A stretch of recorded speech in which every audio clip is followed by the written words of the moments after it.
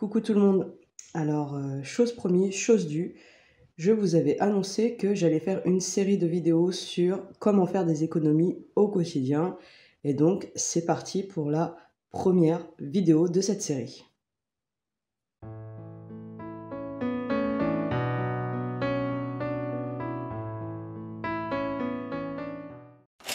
Premier point, fais du bien à toute ta famille, prépare un maximum de plats faits maison. Donc, l'idée, en gros, c'est d'oublier un peu les plats tout préparés, les fast-food et tout ce qui est nourriture industrielle. Bah oui, parce que c'est vrai que déjà d'une, ça coûte de l'argent, c'est pas super bon pour la santé et de cuisiner maison, ça sera toujours meilleur. Oublie le gaspillage alimentaire, prépare tes menus à l'avance.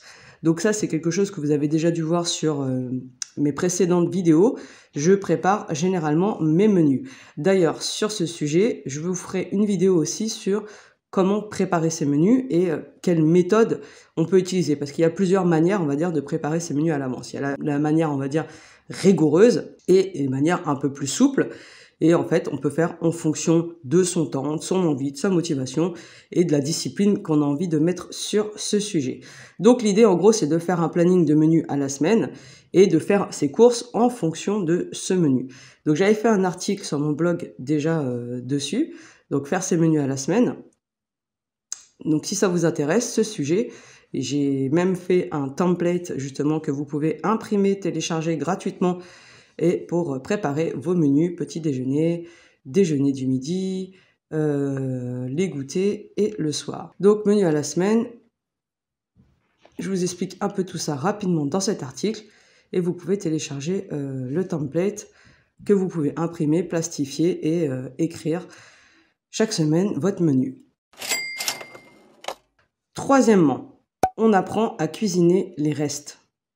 Et là, on rejoint forcément, on va dire, le point numéro 2, c'est-à-dire d'éviter le gaspillage alimentaire. Bon, déjà, c'est pas cool. Tu jettes de la nourriture qui aurait pu être utilisée. Tu perds de l'argent aussi quand tu jettes les choses.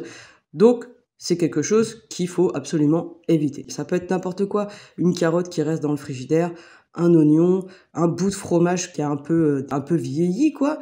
Et bah, tu fais un gratin, tu fais quelque chose, tu trouves des idées, en fait. L'idée, c'est tout simplement ça. Et c'est vrai que quand on apprend à cuisiner les restes, bah, finalement, on va dire que la cuisine, c'est un peu nos limites. Quatrièmement, va toujours vérifier dans les magasins les bonnes affaires. Quand je dis les bonnes affaires, c'est-à-dire tout ce qui est date courte. Moi, c'est quelque chose que je fais systématiquement. Je vais voir au rayon zéro gaspille, date courte, enfin bref, il y a différents noms pour ce type de rayon. De petits rayons même d'ailleurs en général. Et des fois, ils le font même sur les fruits, les légumes. Maintenant, j'ai vu, par exemple, moi, chez moi, le Leclerc le fait, le Casino aussi. Ça peut être des fois intéressant d'aller voir les dates courtes. Si c'est de la viande, tu peux la congeler, il n'y a pas de problème. Et du coup, tu feras des économies sur ce poste-là. Cinquièmement, vérifie toujours le poids du produit, tout simplement, le prix du poids au kilo. Voilà, je vais y arriver. Donc, c'est quelque chose à vérifier dans les magasins. Alors, surtout au niveau des promotions. Parce que des fois, ils te disent, oui, méga promotion en tête de gondole. Et puis, au final, tu vas dans le rayon en question et tu te rends compte que la promotion, elle est un peu plus chère. Donc, ça ne vaut pas le coup. Sixièmement, alors là, en cuisine, il faut privilégier les fruits et légumes de saison. Déjà d'une, ils seront meilleurs. Et de deux, ils seront forcément moins chers. Donc, pour ça, tu peux trouver sur Internet des petites infographies où tu retrouves tous les fruits et légumes de saison. Tu peux te les imprimer, te les télécharger.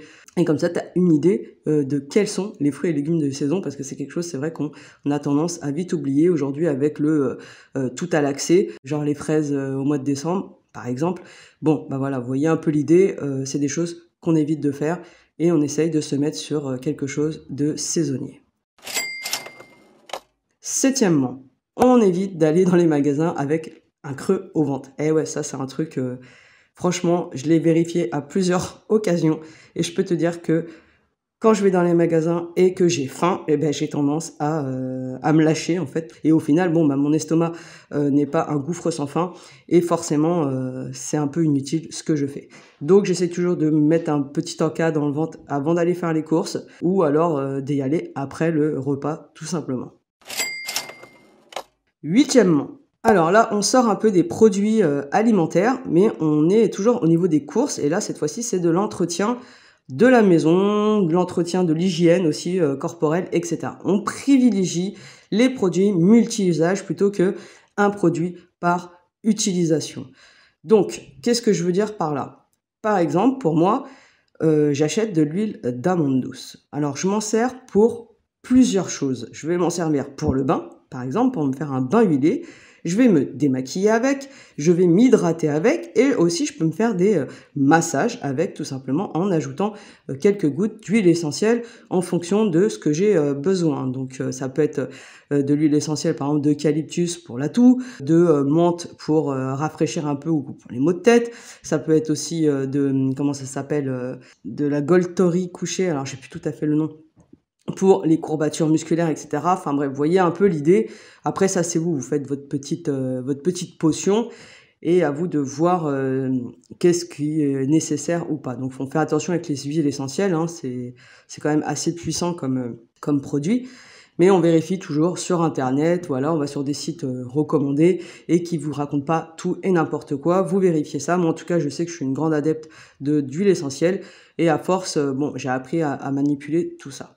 Donc voilà, l'idée un peu, c'est d'éviter en fait d'acheter par exemple, voilà, une crème pour s'hydrater la peau, un produit pour se démaquiller, un autre pour faire les massages, un autre pour faire un bain. Moi, je sais qu'en général, je privilégie un produit qui va être multi-usage. Donc là, c'était pour l'hygiène corporelle, mais il en va de même pour par exemple l'hygiène de la maison, l'entretien, avec par exemple le vinaigre blanc et le bicarbonate. Vous voyez, vous pouvez faire plusieurs choses avec ça. Il y a pas mal de petites recettes d'ailleurs que vous trouverez sur Internet et je vous conseille vivement de le faire parce que franchement, c'est meilleur pour l'environnement et pour nous aussi, pour notre propre santé et pour nos finances parce qu'une bouteille de vinaigre blanc coûte vachement moins cher que un produit de marque et tout ça et en plus qui fait beaucoup de packaging au final.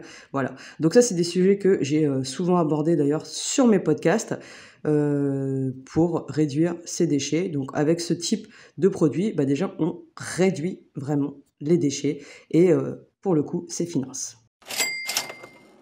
Neuvièmement, pour faire des économies, il faut observer et changer pour le coup ses habitudes de consommation parce que la consommation, ses habitudes de consommation, c'est ça qui va faire qu'on peut être plus ou moins dépensier. Donc là, ça rejoint un peu aussi, pareil, le point du dessous. En fait, tout se joint en fait sur cette liste, sur ces petites astuces.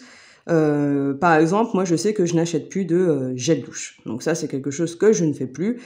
Ça fait déjà un paquet d'années. Hein. Alors ça peut m'arriver de temps en temps de prendre un petit gel douche. Voilà, principalement parce que soit j'aime beaucoup l'odeur, par exemple, je sais que j'aime bien les Cadoum, mais souvent d'ailleurs je vais le prendre aussi en savon, particulièrement. Mais pour tout ce qui est shampoing, c'est vrai que j'ai encore un peu du mal, donc je fais un 2 en 1 et mes shampoings bon, bah, vont être encore en liquide. Donc c'est vrai qu'à chaque fois, ça fait des années, je me dis passe au shampoing solide. J'ai pas encore trouvé la formule qui me convient, je pense que je trouverai un jour.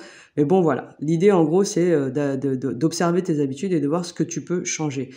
Donc, c'est à toi, en fait, tout simplement, de voir ce que tu peux modifier dans ton quotidien et bah, de faire en fonction de ça.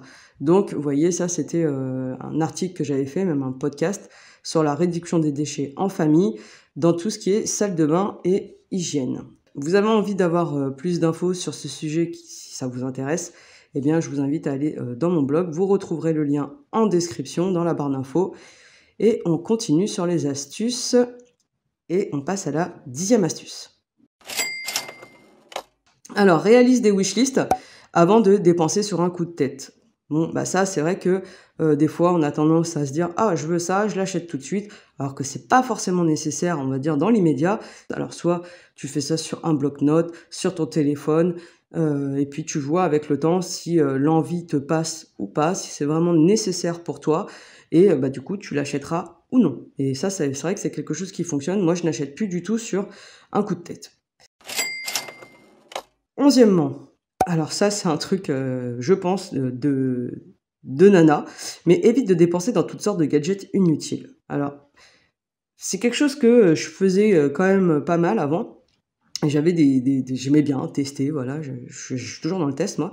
Et du coup, je testais toutes sortes de gadgets qui n'étaient pas forcément nécessaires et du coup qui finissaient tout simplement à la poubelle, voire cassés. Enfin bref, c'était vraiment pas du tout nécessaire. Donc ce que je fais, pareil, c'est j'ai des appareils qui me servent à plusieurs choses. Et voilà, terminé. Je ne veux pas acheter un truc pour couper les œufs, un truc pour râper la carotte, un autre pour râper la pomme de terre. Enfin, vous voyez un peu l'idée, c'est que des fois, on peut vite tomber dans le piège marketing et de la folie de l'achat. Et c'est quelque chose qu'il faut éviter là-dessus, parce que souvent, c'est rien, c'est du plastique supplémentaire, de la place en plus chez soi, et il faut caler tout ça. Enfin, moi, c'est des choses qui me saoulent à force.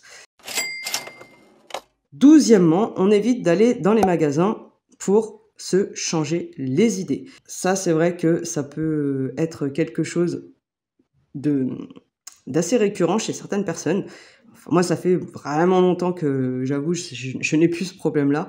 Mais un peu plus jeune, oui, effectivement, je pouvais aller dans les magasins pour me dire, tiens, on galère un peu, allons faire les magasins, ou je vais faire les magasins, et forcément, qui dit faire les magasins, parce que j'y allais pas les poches vides, forcément, j'allais dépenser de l'argent, alors que je n'avais absolument pas besoin. Donc, c'est quelque chose qu'on évite quand on veut faire des économies et mettre de l'argent de côté. 13e, on opte le plus souvent possible pour de la seconde main. Alors, soit vous faites des brocantes, soit vous allez sur Le Bon Coin, soit vous allez sur Vinted. Enfin bref, vous voyez l'idée, même entre amis, voisins, etc. Il y a souvent des potes, des copines, tout ça, qui veulent se débarrasser des vêtements des enfants, par exemple. Les vêtements pour nous, les adultes aussi. Et ça peut être aussi sur les mobiliers, etc. Enfin bref, à vous de voir comment vous pouvez gérer ce poste-là. Donc voilà, on a fait le tour des 13 astuces pour économiser au quotidien au niveau de la cuisine, des courses et du shopping. J'espère que cette petite vidéo vous aura donné des idées. Si vous aussi vous avez des tips sur ce point-là, n'hésitez pas, partagez-les en commentaire. Et du coup, pour la 2e vidéo, elle arrivera très vite. Et cette fois-ci, on parlera de l'énergie et des abonnements. Je vous dis à tout bientôt.